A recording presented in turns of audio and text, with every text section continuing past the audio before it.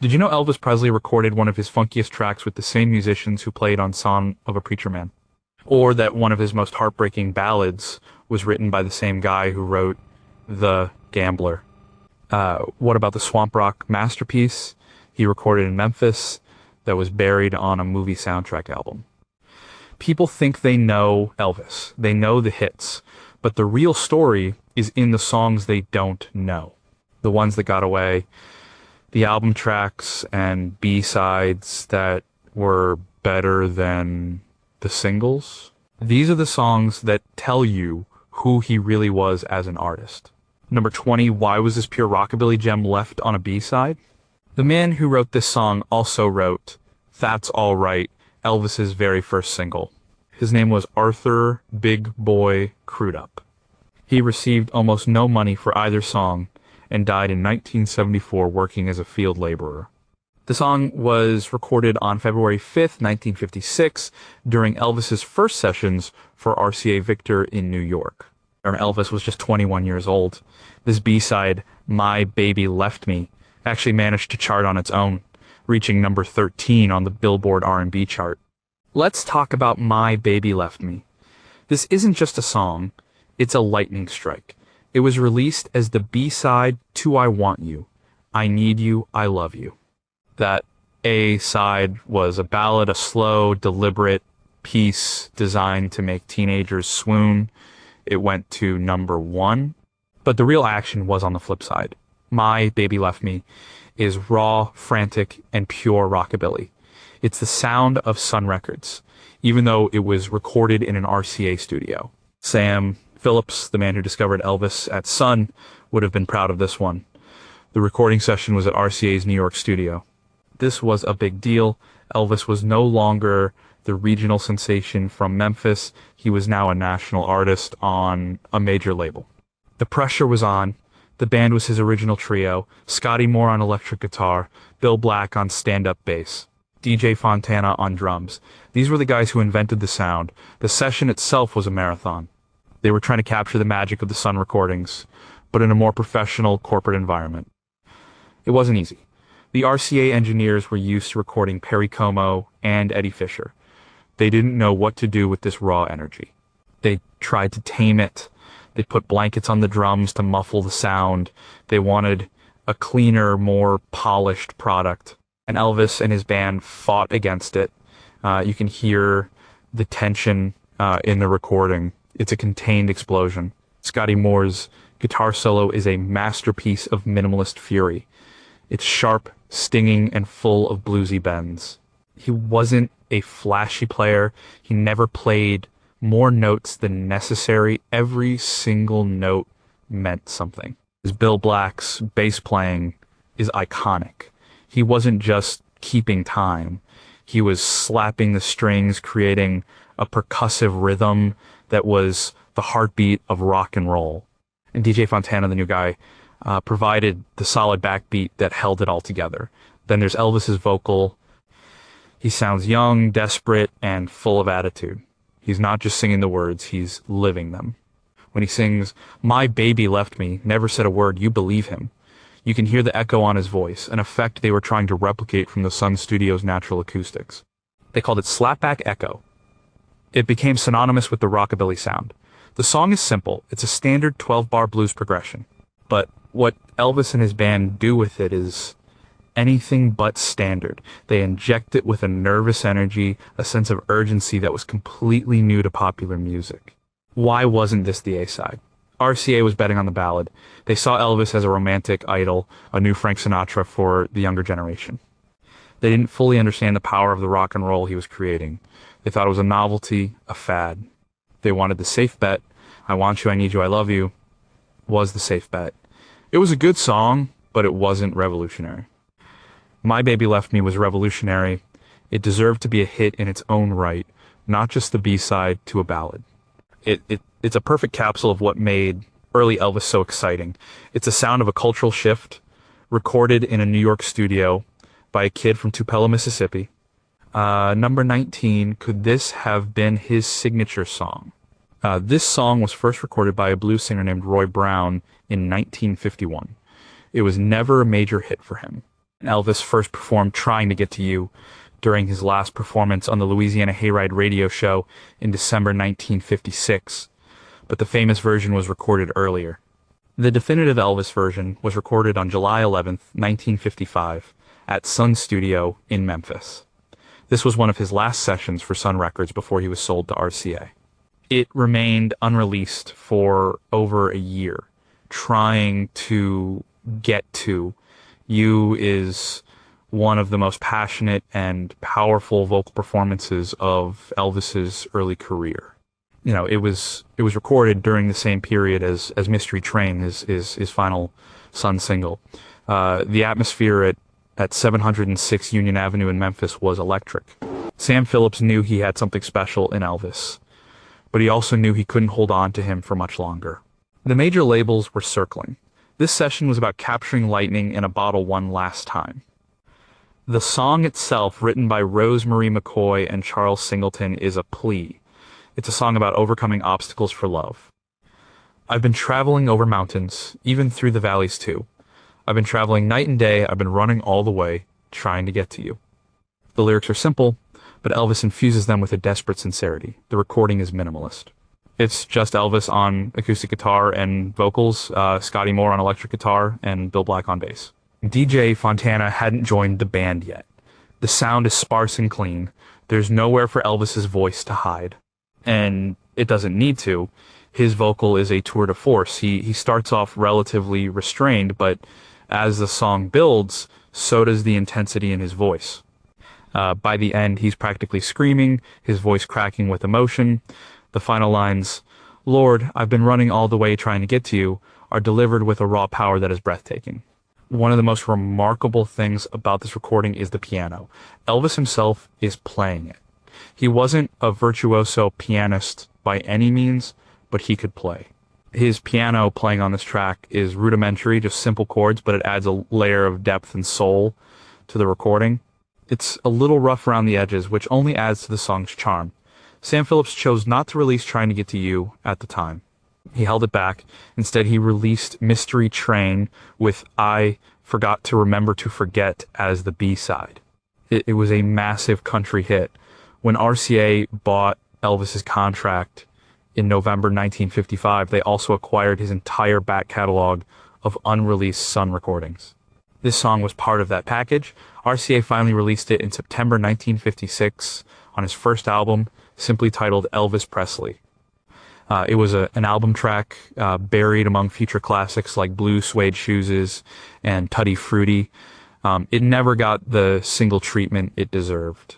This song captures the essence of the young, hungry Elvis. It's the sound of an artist on the cusp of greatness, pouring every ounce of his being into a performance. It's a song that could have and should have been one of his signature tunes. It has all the elements, the passionate vocal, the raw emotion, and the simple effect of instrumentation.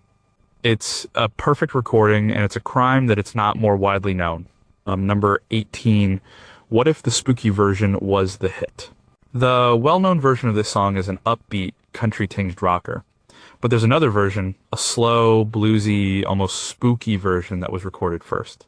It was take number 5 from the session. The session took place on March 5th, 1955 at Sun Studio. The song is I'm Left, You're Right, She's Gone.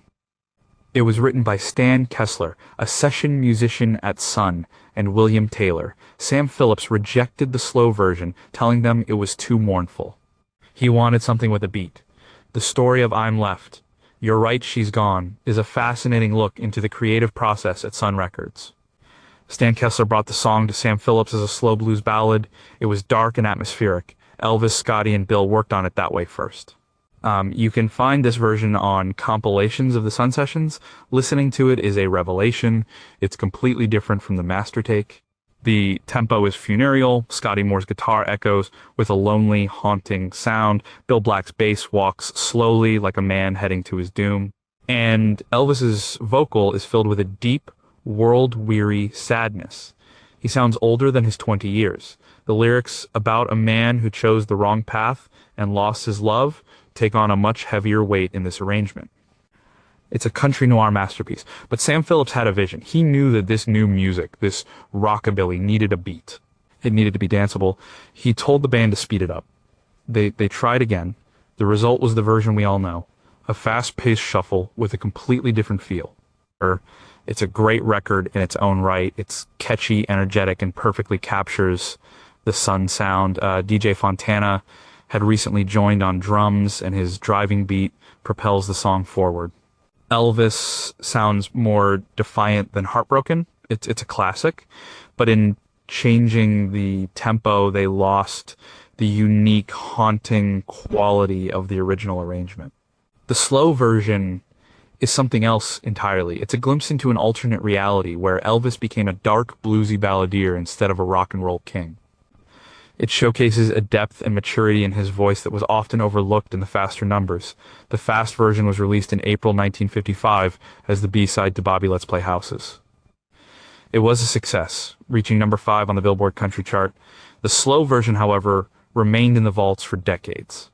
It was a forgotten experiment, a creative dead end that Sam Phillips had wisely steered them away from. Or was it? Listening to it now, it's hard not to wonder what might have been. It's a more challenging listen than the upbeat master, but it's also more rewarding. It's a piece of music that gets under your skin. It's the sound of heartbreak in a dimly lit room long after the party's over. It deserved to be heard. It's a powerful performance that shows a completely different side of the young Elvis, a side that was more introspective and melancholic. It's a lost classic that was sacrificed for a hit. Number 17, Was This the Best Song from his movie years? This track was recorded for the movie Kid Galahad in 1962. The recording session was on October 26th and 27, 1961 at Radio Recorders in Hollywood. The song, King of the Whole Wide World, was written by the legendary songwriting duo of Jerry Leiber and Mike Stoller. They had previously written Hound Dog and Jailhouse Rock for Elvis. Unlike many of his movie songs, this one was a genuinely great rock and roll track. It was released on an EP, not a single, which limited its chart potential. The 1960s are often seen as Elvis's movie years, a period where the quality of his music declined as he churned out soundtrack after soundtrack for formulaic films. There's some truth to that, but it's not the whole story. Hidden among the forgettable tunes were some real gems, and King of the Whole Wide World is one of the brightest. The song was for Kid Galahad, a film where Elvis played a boxer. The song itself is a blast of pure, unadulterated joy. It's a swaggering, brass-heavy rocker that finds Elvis at his most charismatic. Leiber and Stoller knew exactly how to write for Elvis's voice and persona. The lyrics are pure bravado. A poor man wants a rich man's gold, and a rich man wants a queen. A queen ain't satisfied till she rules a nation, but what I want is a sweet little honeybee, 'cause I'm the king of the whole wide world. The session at Radio Recorders was packed with top-tier musicians, the famous Wrecking Crew of Los Angeles session players. You had Tiny Timbrell on guitar, Ray Siegel on bass, and the legendary Hal Blaine on drums. The Jordanaires provided their impeccable background vocals. The addition of a full horn section featuring Boots Randolph on saxophone gives the song a big, powerful sound that sets it apart from his 50s work. And Elvis is in complete command. His voice is strong, confident, and full of playful energy. He sounds like he's having a great time, and that energy is infectious. The track has an incredible groove, driven by Blaine's powerful drumming and the punchy horns. Boots Randolph's sax solo is a highlight, a wild, squealing burst of R&B energy. The problem was the release format. Like, in the early 60s, EPs, extended play records with 4 or 5 songs were a common way to release soundtrack music. King of the Whole Wide World was the title track of the Kid Galahad EP. It sold very well, reaching number 30 on the Billboard Pop chart, which was impressive for an EP. But it was never released as a proper single, a side, B-side. If it had been, it's almost certain it would have been a massive hit. It had all the ingredients: a great song from a top songwriting team, a killer performance from Elvis, and a big commercial sound. But it was relegated to a soundtrack EP, and as a result, it's often overlooked in his catalog. It's a shame because this song is a reminder that even in the midst of his Hollywood years, Elvis could still deliver a first-rate rock and roll record. It's a blast of fresh air, a moment of genuine musical excitement in a period often dismissed as a creative lull. Number 16, did Chuck Berry write this blues masterpiece? This song sounds so much like a Chuck Berry song that many people assume he wrote it. He didn't. I Feel So Bad was written and first recorded by Chuck Willis in 1954. And Elvis recorded his version on March 12th, 1961 at RCA's Studio B in Nashville. The session featured an incredible lineup of musicians, including Hank Garland on guitar and the legendary Floyd Kramer on piano. The song was released as a single and reached number 5 on the pop charts, but it's largely forgotten today compared to his other hits from the era. I Feel So Bad is a perfect example of Elvis's ability to take a song from another genre and make it completely his own. Chuck Willis's original is a slow, mournful R&B ballad. It's a great record, but it's very much of its time. Elvis takes the song and injects it with a shot of adrenaline. He turns it into a rollicking, piano-driven rock and roll number. The session in Nashville was part of a series of recordings that would produce the album Something for Everybody. Elvis was fresh out of the Army and on a creative and commercial high. He was working with what is now known as the Nashville A-Team, a group of session musicians who were some of the best in the business. Floyd Kramer's piano is the driving force of the track. His distinctive slip note style, where he hits a note and then quickly slides up to the next, is all over this record. It gives the song a bouncy, infectious rhythm. Hank Garland, a brilliant jazz and country guitarist whose career was tragically cut short, delivers a fantastic bluesy guitar solo. The rhythm section of Bob Moore on bass and Buddy Harman on drums lays down a solid, swinging groove. But the star of the show, as always, is Elvis.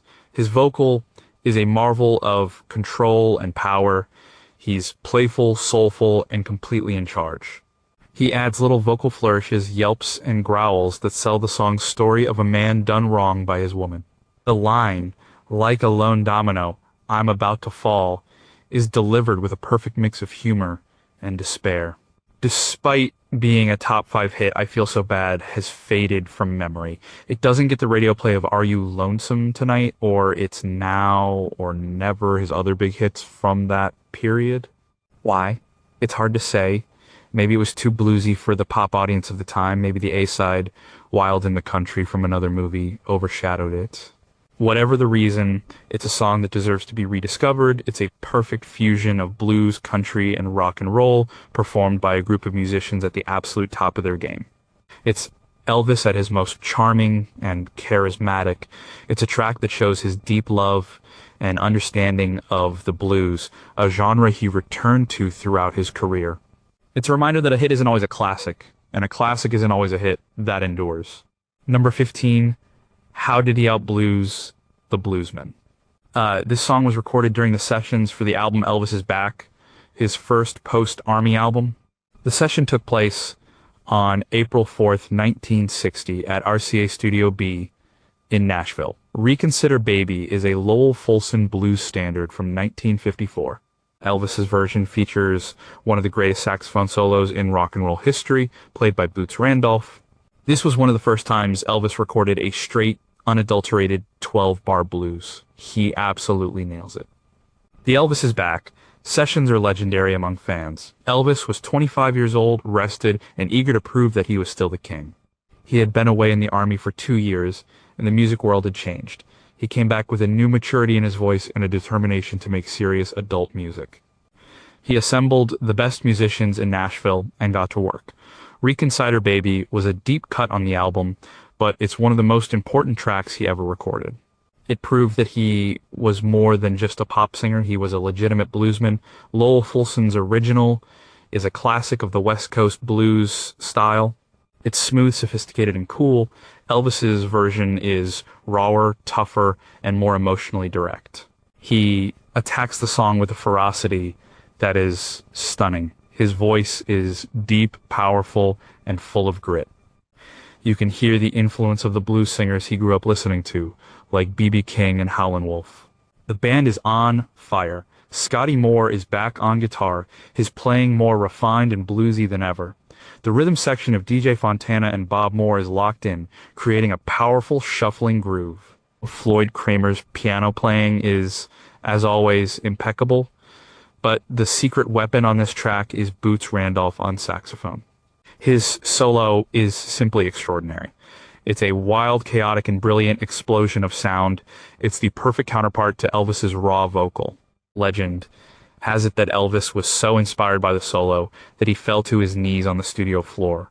Whether that's true or not, you can hear the excitement and energy in the room. This was not a calculated pop record. This was a group of musicians jamming on the blues, late at night, for the sheer love of it. Recon Cider Baby was never a single. It was an album track, a treat for the fans who bought the whole LP. But it had a long life. It became a staple of his live shows in the 1970s. He loved singing the blues, and this was one of his favorites. The song shows Elvis not as an idol, but as a musician, a serious student of American music. He understood the blues on a fundamental level. He could sing it with an authenticity that few white artists could match. This track deserves to be a hit because it's the real deal. It's pure, unadulterated blues, played and sung with passion and skill. It's a testament to Elvis's incredible versatility as an artist and his deep roots in the music of the American South. Number 14 was This the Saddest Song He Ever Recorded. This was the opening track on the album from Elvis in Memphis, recorded in 1969. The song was written by Mac Davis, who would later have a successful career as a singer himself. Long Black Limousine was recorded on January 13, 1969, at American Sound Studio in Memphis. This session marked Elvis's return to his hometown to record for the first time in 14 years. The song tells a chilling story of a small-town girl who leaves for the big city to find fame, only to return home in a hearse. It was a bold and dark choice to open an album with. The story of the 1969 Memphis sessions is one of the greatest comeback stories in music history. After years in the Hollywood wilderness, Elvis was creatively re-energized by his 1968 television special. He wanted to make real, meaningful music again. He decided to go back to Memphis, but not to Sun Studio. He went to American Sound Studio, a gritty, no-frills studio run by producer Chips Moman.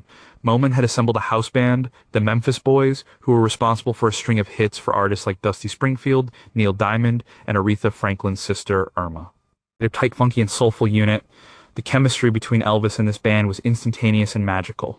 Long Black Limousine set the tone for the entire project. This was not going to be another lightweight soundtrack album. This was going to be serious, adult, and emotionally raw. The song begins with a deceptively simple acoustic guitar and organ intro. Then Elvis's voice comes in, low and mournful. He's not just singing the lyrics, he's narrating a tragedy. The arrangement builds slowly, adding bass, drums, and strings. The backing vocals, provided by the female singers who were part of the American Sound setup, are gospel-inflected and add to the funereal atmosphere. The emotional climax of the song is the chorus, where Elvis's voice soars with a mixture of anger, grief, and regret. Through the tear-stained window, I see a Cadillac, a long black limousine, and I know you're not coming back. It's a devastating performance. He inhabits the character of the heartbroken narrator completely. The musicianship is superb.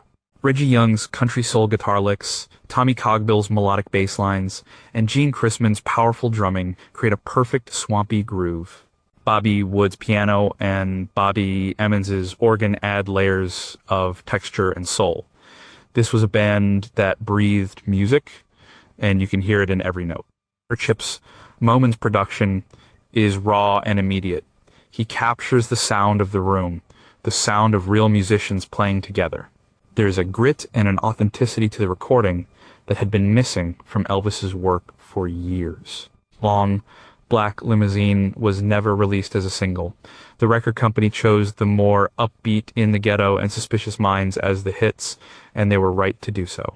But this song is the heart and soul of the album. It's a masterpiece of storytelling and a vocal performance of incredible depth and power. It's a song that deserved to be a hit because it represents Elvis Presley at his absolute peak as a mature interpretive artist. Number 13, Could a Song Be Too Raw for Radio?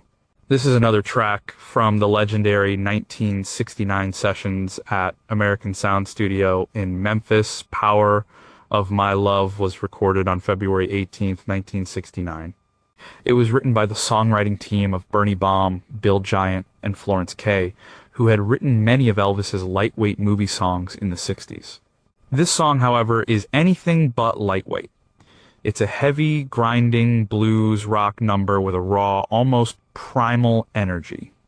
It was included on the From Elvis in Memphis' album, but it's one of the lesser-known tracks. Power of My Love is a sonic assault.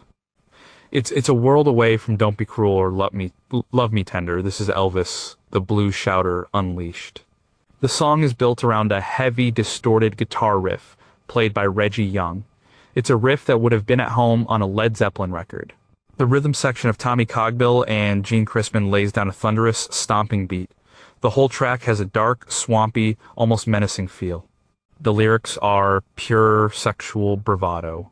Break my back and my legs and my neck, but you'll never, ever break the power of my love. It's a song about obsessive, all-consuming passion. Elvis delivers the vocal with an almost frightening intensity. He growls, snarls, and screams his way through the song. It's a raw, powerful, and completely uninhibited performance. You can hear the sweat and the grit in his voice.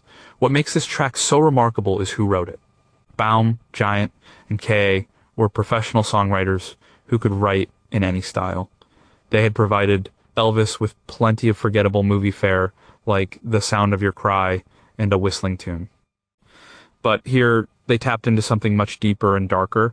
They gave Elvis a piece of material that allowed him to unleash his inner bluesman. The Memphis Boys were the perfect band to bring this song to life. They were masters of the groove, and they created a sound that was both heavy and funky. The production by Chips Moman is perfect. It's raw in your face and doesn't try to polish away the rough edges. It sounds like it was recorded live in a hot, crowded juke joint. Power of My Love was too raw, too heavy for pop radio in 1969. It was an album track destined to be discovered by hardcore fans, but imagine if it had been released as a single. It would have shocked a lot of people. It would have shown a side of Elvis that many didn't know existed. It's a song that's more in line with the hard rock and blues rock that was emerging at the time from bands like Cream and the Rolling Stones. It proved that Elvis was not just a pop star, he was a rock and roller to his core. This song deserved to be a hit because it's a piece of pure, uncut rock and roll. It's Elvis at his most primal and powerful. It's the sound of an artist breaking free from his past and embracing a new, tougher, and more authentic sound. Number 12 was This His Most Sophisticated Ballad. This song was recorded live at the International Hotel in Las Vegas during Elvis's triumphant return to the stage in August 1969. Any Day. Now was written by Burt Bacharach and Bob Hilliard. It had been a hit for the R&B singer Chuck Jackson in 1962. Elvis's version is a lush, orchestrated, and emotionally powerful ballad that showcases the new maturity and range of his voice. It was included on the album From Memphis to Memphis, but it was overshadowed by the hit single from the live shows Suspicious Minds. The Las Vegas shows of 1969 were a pivotal moment in Elvis's career. He had conquered television with the '68 comeback special. Now he had to prove he could still command a live audience. He put together a killer band featuring the legendary guitarist James Burton and a full orchestra. The shows were a massive success. He was in great voice, great spirits, and looked incredible.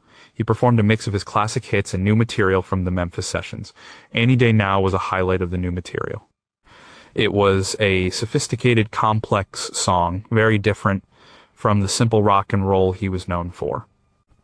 It showed his willingness to tackle more challenging material. Chuck Jackson's original version is a soul classic. It has a beautiful, understated arrangement. Elvis's version is bigger, more dramatic, and more overtly emotional. It's a full-blown Vegas production, but in the best possible way. The orchestra swells, the backing singers soar, and Elvis's voice cuts through it all with incredible power and clarity. He takes Bacharach's complex melody and makes it his own. His phrasing is impeccable. He holds the long notes with effortless grace. It's a masterful vocal performance. The song is about the pain of a love that's about to end. Any day now, I will hear you say goodbye, my love, and you'll be on your way. Elvis sings it with a palpable sense of heartbreak and vulnerability. It's a performance that is both powerful and delicate. The band is fantastic. James Burton's signature chicken pickin' guitar licks are used sparingly but effectively. The rhythm section of Jerry Scheff on bass and Ronnie Tutt on drums is a powerhouse. They could play anything from rock and roll to soul to ballads with equal skill. The live recording captures the excitement of the room. You can hear the audience's reaction. They were witnessing the rebirth of a legend. Any Day Now was not released as a single from the live album. It was a deep cut. But it's one of the finest performances from this period of his career. It deserved to be a hit because it showed a new side of Elvis, the sophisticated interpreter of modern pop songs. The master balladeer. It was proof that he could stand alongside singers like Tom Jones and Engelbert Humperdinck as a world-class live performer, but with a soul and a history that they could never match. It's number 11. Could he turn a blues jam into a masterpiece? This is a raw, gritty 12-bar blues that was recorded live in the studio for the 1968 Comeback Special. "No Stranger in My Own Hometown" was written by Percy Mayfield. It was an impromptu performance, a jam session that happened during a break in filming. Elvis is on electric guitar, and he's backed by a small group of his original musicians, including Scotty Moore. The performance is loose, raw, and absolutely electrifying. It was not included in the original broadcast of the TV special, but was released on the accompanying album. The 1968 Comeback Special is famous for the black leather sit-down segments where Elvis, Scotty, and DJ Fontana revisited the old hits in an informal, unplugged setting. "Stranger in My Own Hometown" comes from those same sessions, but it has a very different feel. This wasn't a planned part of the show. And it was a spontaneous moment where Elvis decided to cut loose on a blues number. The song, a Percy Mayfield classic, is about a man who feels like an outsider in the place he grew up. Given Elvis's own journey from Memphis poverty to global superstardom, the lyrics must have resonated with him on a deep level. "I'm walking in the shadows, I can't see the light of day. And it's a shame, I'm a stranger in my own hometown."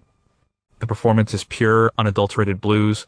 Elvis is playing a gritty, distorted electric guitar. His playing is not technically perfect, but it's full of feel and attitude. His vocal is even more impressive. It's a raw, powerful blues shout, full of pain and frustration. He sounds like a man who has lived every word of the song. The band is right there with him. They are locked into a deep, hypnotic groove. You can hear the musicians encouraging each other, pushing the performance to a higher level. It's the sound of old friends making music together, rediscovering the magic that started it all. This was not the polished, professional Elvis of the movies. This was the raw, dangerous Elvis of the Sun years, but with the power and maturity of a 33-year-old man.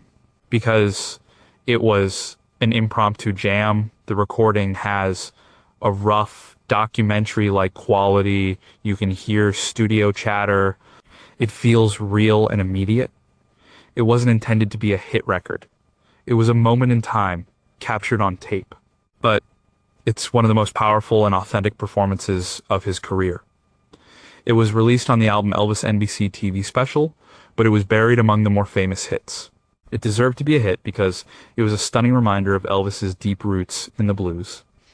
It showed that underneath the gold lame and the Hollywood gloss, he was still a blues singer at heart. It was a powerful, personal statement from an artist who was reclaiming his identity. Number 10, Why Was This Live Rocker Ignored? This song was recorded live on stage in Las Vegas in August 1970. Patch It Up was written by Eddie Rabbitt and Rory Bork. The studio version had been a minor hit, reaching number 11 on the charts. But the live version, captured in the film Elvis, That's the Way It is a different beast altogether. It's a high-energy, horn-driven rocker that showcases the incredible power of Elvis and his TCB band. It's one of the most exciting live performances he ever committed to film, yet it's rarely mentioned among his greatest hits. The summer of 1970 was a peak period for Elvis as a live performer. The Tats, The Way It Is documentary captures him and his band during rehearsals and on stage at the International Hotel. He was in incredible shape. His voice was at its most powerful, and his band was arguably the best in the world. The TCB Taking Care of Business Band was a rock and roll machine. James Burton on lead guitar, Jerry Sheff on bass, Ronnie Tutt on drums, and Glenn D. Harden on piano. They were augmented by a full orchestra and 2 vocal groups, the Sweet Inspirations and the Imperials. The sound they created was massive. Patch It Up, in its studio form, is a good, solid pop rock song. But live on stage, it was transformed into something else. It became an explosive, all-out rocker. The song starts with a driving rhythm from Tutt and Sheff. And then the horns kick in with a powerful, funky riff. Elvis attacks the vocal with an energy that is breathtaking. He's all over the stage, kicking, karate chopping, and connecting with the audience. He's having the time of his life, and it's infectious. The song is about trying to save a failing relationship, but the performance is pure joy. The highlight of the song is the instrumental break. James Burton unleashes a blistering guitar solo, full of his signature string-bending licks. The band is a blur of motion and sound. Ronnie Tutt's drumming is particularly noteworthy. He was a force of nature, a powerful and inventive drummer who drove the band with relentless energy. The performance of Patch It Up in the That's the Way It Is film is iconic. It's a perfect snapshot of Elvis, the showman, the rock and roller, the consummate professional. So why isn't the song more famous? The studio version was a hit, but not a monster hit. The live version was never released as a single. It was part of the soundtrack album. It's a fan favorite, but the general public has largely forgotten it. It deserves to be a hit because it captures the raw excitement of Elvis live in a way that few other recordings do. It's the sound of a great artist at the absolute height of his powers, backed by a band that could follow him anywhere. It's pure, uncut adrenaline. Number 9 was This Is Best Early Ballad. This song was the B-side to Elvis's first number 1 hit, Heartbreak Hotel, released in January 1956. Was written by Aaron Schroeder, Bill Peppers, Claude Demetrius, and Hal Blair. It's a beautiful doo-wop influenced ballad that showcases a different side of the young Elvis. While Heartbreak Hotel was dark, bluesy, and menacing, I Was the One is sweet, romantic, and vulnerable. It's a stunning vocal performance that is often overshadowed by its legendary A-side. The session for Heartbreak Hotel and Why's the One took place on January 10th, 1956 in Nashville. This was Elvis's second recording session for RCA. The pressure was immense. RCA had paid a huge sum for his contract, and they needed a hit. They got one with Heartbreak Hotel. But the B-side is just as interesting. Was the One is a song about a man looking back on a lost love, remembering a time when he was the one who held her, who kissed her. It's a classic teenage heartbreak anthem. The arrangement is simple and elegant. Chet Atkins, the legendary guitarist and producer, was in charge of the session. The band was Elvis's usual trio of Scotty Moore, Bill Black, and DJ Fontana, augmented by Floyd Kramer on piano, and the gospel group The Jordanaires on backing vocals. Elvis's vocal performance is the star of the show. He was only 21, but he sings with a maturity and control that is remarkable. His voice is smooth and tender in the verses, but he soars into a powerful falsetto in the chorus. It's a technically demanding song, and he handles it with ease. You can hear the influence of the gospel and doo-wop groups he admired. The Jordanaires provide their signature smooth harmonies, creating a lush bed of sound for Elvis's lead vocal to float over. Scotty Moore's guitar playing is subtle and understated, adding delicate fills that complement the vocal perfectly. It's a beautifully crafted pop record, a world away from the raw rockabilly of the Sun sessions. Heartbreak Hotel was such a monster hit, a cultural phenomenon that I Was the One was inevitably destined to live in its shadow. It did get some airplay and even made the top 20 on its own, which was a testament to its quality, but it's not remembered as one of his iconic songs. It should be. It's a perfect pop ballad, a masterclass in vocal performance. It showed that Elvis was not just a one-trick pony. He could rock with the best of them, but he could also sing a tender ballad with a sincerity and a skill that was unmatched. It deserved to be a hit in its own right. It's a beautiful, timeless song that showcases the romantic, vulnerable side of the king of rock and roll. Number 8, Could a Song Be Too Depressing to Be a Hit? This song was recorded at Stax Studio in Memphis in December 1973. It's Midnight was written by Billy Ed Wheeler and Jerry Chestnut. It's a dark, dramatic, and intensely personal ballad about the end of a relationship. It was released as the B-side to Promised Land in 1974. Elvis's performance is raw, emotional, and almost painfully honest. He was going through his divorce from Priscilla at the time, and you can hear his personal turmoil in every note. The Stax sessions of 1973 are often overlooked, but they produced some of Elvis's finest work of the 70s. He was back in Memphis working in the legendary studio that was home to Otis Redding and Booker T. and the MGs. He was in poor health and low spirits, but when the music started, he could still deliver a powerful performance. Eats Midnight is perhaps the emotional centerpiece of these sessions. It's a song of profound loneliness and despair. The lyrics are stark and direct. The fire's burning low, the wind is at my door, and I'm here, you're not with me anymore. The arrangement is simple but effective. A sparse piano intro sets a somber mood. The song builds slowly, adding bass, drums, and strings. The backing vocals, sung by the female group Voice, are almost operatic in their intensity. Elvis's vocal is what makes this track so special. It's a devastating performance. His voice is thick with emotion. You can hear the pain, the anger, and the regret. He's not just singing a song, he's living it.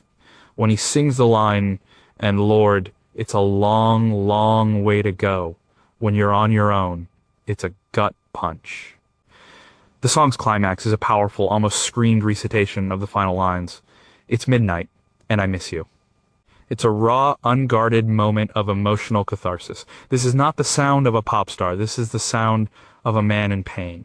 It's Midnight was placed on the B-side of the upbeat rocker Promised Land. The A-side was a hit, reaching the top 20. The B-side was largely ignored by radio. It was probably too dark, too intense, too depressing for mainstream airplay. It's not an easy listen. It's a song that demands your full attention, but it's one of the most powerful and honest performances of his entire career. It deserved to be a hit because it was real. It was a glimpse behind the curtain, a look at the man behind the myth. It was a brave and vulnerable performance from an artist who was often accused of being out of touch. It's Midnight proves that even in his darkest days, Elvis could still create music of profound depth and beauty. Number 7, How Did He Turn a Truck? Driving song into a rock anthem. This is another track from the December 1973 sessions at Stax Studio. Promised Land is a Chuck Berry classic from 1964. It's a travelogue, a lyrical road trip across the United States. Elvis's version is a high-octane, full-throttle rock and roll explosion. It's one of the best straight-up rock songs of his later career. It was a moderate hit, reaching number 14 on the charts, but it should have been a monster. It's a perfect rock and roll record. Chuck Berry's original is a masterpiece of songwriting. The lyrics are clever, witty, and paint a vivid picture of a journey from Norfolk, Virginia to Los Angeles, California. It's pure Americana. Elvis takes Berry's song and supercharges it. His version is faster, heavier, and more aggressive. It's less of a travelogue and more of a declaration of intent. He sings it with a swagger and a confidence that had been missing from some of his recent work. He sounds re-energized, reborn. The session at Stax was difficult for Elvis, but when he got a song he could sink his teeth into, he delivered. Promised Land was that kind of song. The band on this track is a mix of Stax session guys and Elvis's own TCB band. James Burton was not present, so the lead guitar work was handled by the brilliant Reggie Young from the American Sound Studio Band.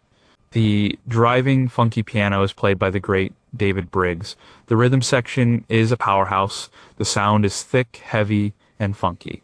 It's a southern rock groove with a Memphis soul feel. Elvis's vocal is right on top of the mix, pushing the band forward. He's clearly having a blast, rattling off the names of cities and states like a machine gun. His performance is full of energy and personality. Promised Land was released as a single in the fall of 1974. It was his best rock and roll single in years. It got good reviews and decent airplay, but it stalled at number 14. In an earlier era, this would have been a number 1 record. But by 1974, the radio landscape had changed. It was the era of disco and soft rock. A straight-ahead rock and roll song, even from Elvis, was a tough sell. It's a shame because this is a killer track. It's a reminder that Elvis never lost his ability to rock. When he was given the right material and the right band, he could still deliver the goods. It deserved to be a massive hit because it was a perfect fusion of his rock and roll roots and the tougher, funkier sound of the 70s. It's a timeless rock anthem. Number 6, Could He Still Have Fun in the Studio? This song is a lighthearted country pop number recorded in May 1971 at RCA's Studio B in Nashville. Susan, When She Tried, was written by Don Reed, a member of the Statler Brothers. It's a fun, bouncy, and incredibly catchy song about a man who is wrapped around his girlfriend's little finger.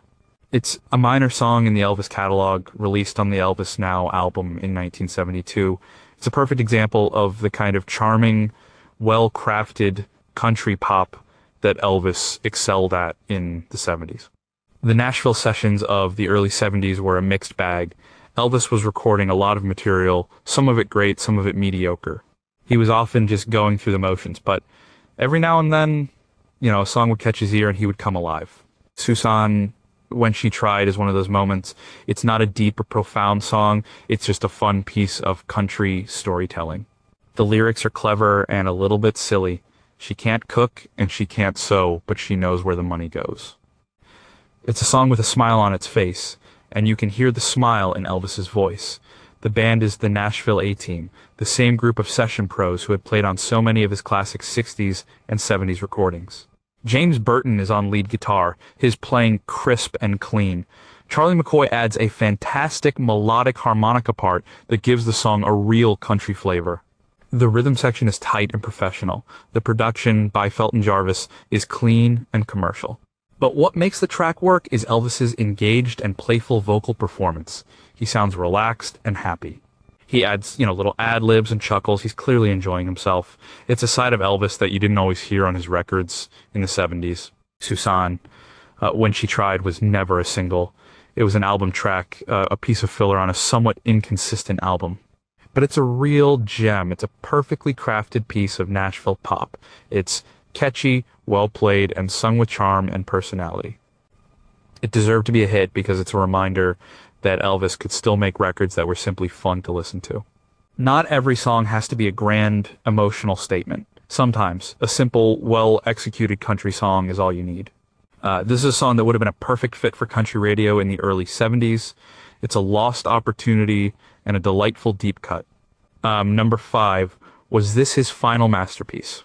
Recorded in his home studio at Graceland in February 1976, For Old Time's Sake is a devastatingly sad ballad written by Tony Joe White, the man behind Polk Salad Annie. This was one of the last great vocal performances of Elvis's life. The song is a plea from a man to his former lover, asking for one last night together, not for passion, but for the comfort of a familiar presence. It was released on the album From Elvis, Presley Boulevard, Memphis, Tennessee. His voice is worn and fragile, but the emotional impact is immense. The Graceland sessions, known as the Youngle Room sessions, were a last-ditch effort to get Elvis to record new material. He was in poor health and had lost much of his enthusiasm for studio work. His producer, Felton Jarvis, brought a mobile recording truck to Graceland so Elvis wouldn't have to travel. The atmosphere was informal and often chaotic, but in the midst of it all, Elvis managed to record some of the most personal and heartbreaking music of his career. For Old Time Sake is the crown jewel of these sessions. The song itself is a masterpiece of understatement. Tony Joe White's lyrics are simple, direct, and incredibly poignant. Don't you worry about me, I'll be all right. I just want to be with you tonight, for old time's sake. And Elvis's performance is almost unbearably sad. His voice, which had once been a force of nature, is now thin and tired. He sounds weary, defeated. But that fragility is what makes the performance so powerful. He's not acting. He's laying his soul bare. You can hear the loneliness and the desperation in every word. He's a man at the end of his rope, pleading for a moment of human connection. The arrangement is sparse and beautiful. A simple acoustic guitar, a mournful steel guitar, and a gentle rhythm section create a late-night, lonely atmosphere. The focus is entirely on Elvis's voice. For Old Time Sake was not a single. It was an album track on what would be his second-to-last studio album. It was a dark, difficult song that was unlikely to get radio play. But it's a masterpiece. It's a final, powerful statement from a great artist. It deserved to be a hit because of its raw, unflinching honesty. It's a song that speaks to the universal human experience of loneliness and regret. It's a performance that stays with you long after the music has stopped. It's the sound of a king in exile singing his own epitaph. Number 4, did Elvis record a funk anthem? This song was written by James Brown's band leader Fred Wesley along with Tony McCauley, but the version Elvis heard and decided to record was by Dennis Linde. I Got a Feeling in My Body was recorded at Stax Studio in December 1973. It's a joyous, funky, gospel-infused track that is unlike almost anything else in his catalog. It was released as the B-side to If You Talk in Your Sleep. It's one of the funkiest and most danceable records Elvis ever made. The Stax sessions were a return to Elvis's gospel and R&B roots. The studio itself was legendary for its soul music, and that vibe clearly rubbed off on Elvis. I Got a Feeling in My Body is a song of pure spiritual and physical joy. The lyrics are about the feeling of the Holy Spirit, but the music is pure down and dirty funk. It's a sound that was coming out of Sly and the Family Stone and the Isley Brothers. It was contemporary Black American music, and Elvis dived right in. The groove is infectious. The track is built around a funky clavinet riff, a driving bass line, and a rock-solid drum beat. A horn section punctuates the rhythm with sharp, punchy stabs. The female backing vocalists from the group Voice sing with the fervor of a Sunday morning church service. And then there's Elvis. He sounds absolutely liberated. He's singing with a joy and an energy that is palpable. He's not just singing the lyrics, he's testifying. He ad-libs, he shouts, he preaches. It's a masterful gospel funk performance. He sounds completely at home in this new musical setting. It's a reminder of his incredible versatility. He could sing rockabilly, country, pop ballads, and as this track proves, he could sing funk with the best of them. It's a song that makes you want to get up and dance. As a B-side, I Got a Feeling in My Body was destined for obscurity. The A-side, If You Talk in Your Sleep, was a moody, mid-tempo number that was a minor hit. The funky B-side was ignored by pop radio. It was probably too black, too gospel, too funky for the mainstream audience in 1974, but it's a fantastic record. It deserved to be a hit because it showed that Elvis was still listening to what was happening in contemporary music. He wasn't stuck in the past. He was willing to take risks and try new things. It's a joyous, life-affirming piece of music and one of the great lost tracks of his career. Number 3, could a movie song be this heartbreaking? From the 1967 film Klondike, this song is a diamond in the rough. A House That Has Everything But Love was written by the songwriting team of Sid Tepper and Roy C. Bennett. They wrote dozens of songs for Elvis's movies, most of them forgettable. This one is different. It's a powerful, dramatic ballad about a man who has material wealth but is emotionally bankrupt. It's a song with a depth and a seriousness that was rare in his mid-60s soundtrack work. The recording session was on February 22nd, 1967, at RCA's Studio B in Nashville. Clambake is often cited as one of Elvis's worst films. The plot is ridiculous, and Elvis himself was reportedly miserable during the production. He was tired of the formulaic movies and the subpar songs, but in the middle of this creative desert, he found an oasis in A House That Has Everything But Love. The song's theme of a rich man's loneliness must have resonated with him. He was by this point one of the most famous and wealthy entertainers in the world, but he was also increasingly isolated and unhappy. The song gave him a chance to express some of those feelings. The performance is a knockout. He sings the song with a passion and a conviction that is startling. He's not just going through the motions, he's investing himself in the lyric completely. The arrangement is a classic Nashville sound production. Strings, a choir, and the A-team of session musicians create a lush, dramatic backdrop, but Elvis's voice cuts through it all. He builds the song to a huge, emotional climax. When he sings the line, "A lonely man in a lonely house," it's a moment of genuine pathos. It's a performance that transcends the silly movie it came from. The song was buried on the Clambake soundtrack album, an album that is not highly regarded by fans or critics. It was never a single, it was a forgotten deep cut from one of his least loved movies, but it's a great song and a great performance. It deserved to be a hit because it's a powerful piece of music that stands on its own, regardless of its source. It's a reminder that even in his darkest creative period, Elvis could still deliver a performance of incredible emotional power when he was given the right material. It's a lost classic from the unlikeliest of places. Number 2, did he record his best vocal in Vegas? This song is an old country standard written by Eddie Arnold, Wally Fowler, and J. Graydon Hall. It had been a big hit for Eddie Arnold in 1947, and Elvis recorded it during his second engagement at the International Hotel in Las Vegas in February 1970. The performance was captured on the album On Stage I'll Hold You In. My Heart Till I Can Hold You in My Arms is a vocal tour de force. It's a demonstration of Elvis's incredible vocal range, power, and control. It's one of the most technically impressive vocal performances of his career. By 1970, Elvis was the undisputed king of Las Vegas. His shows were a massive spectacle, a high-energy mix of rock and roll, pop, and country. He was backed by the TCB band, a full orchestra, and multiple vocal groups. In the middle of this rock and roll circus, he would often slow things down to sing a classic country ballad. This song was a perfect vehicle for him. It allowed him to show off his vocal chops in a way that few other songs could. The song itself is a simple country waltz. The lyrics are a straightforward declaration of love and longing. But what Elvis does with it is extraordinary. He starts the song in a low, intimate register, his voice full of warmth and tenderness. As the song builds, he gradually increases the volume and intensity. The orchestra swells behind him. Then for the climax, he unleashes the full power of his voice. He holds a single note for an impossibly long time, his voice soaring over the band and the orchestra. It's a moment of pure, breathtaking vocal power. It was a showstopper every night. You can hear the audience erupt in applause on the recording. It's a technical feat, but it's also an emotional one.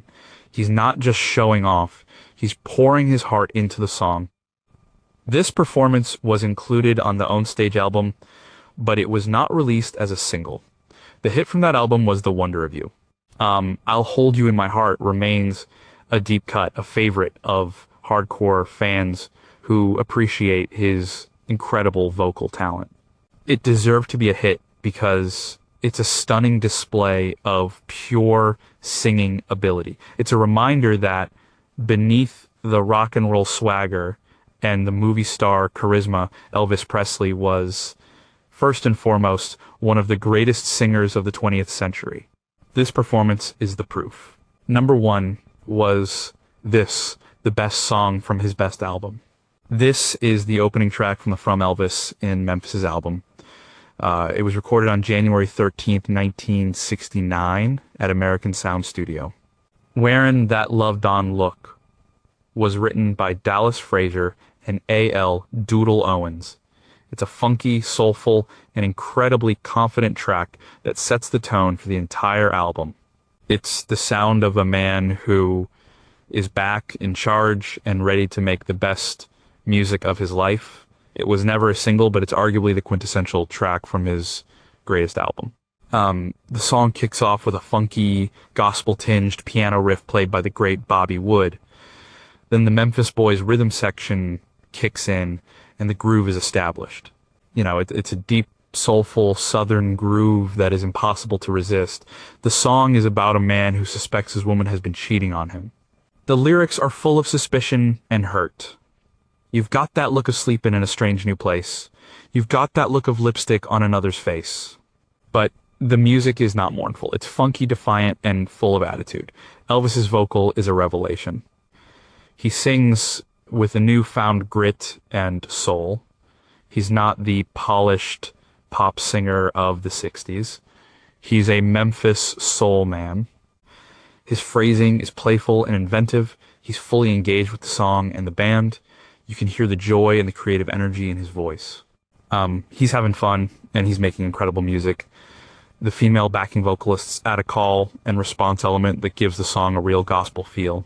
The whole track is a perfect fusion of country, soul, blues, and rock and roll. It's the Memphis sound in a nutshell.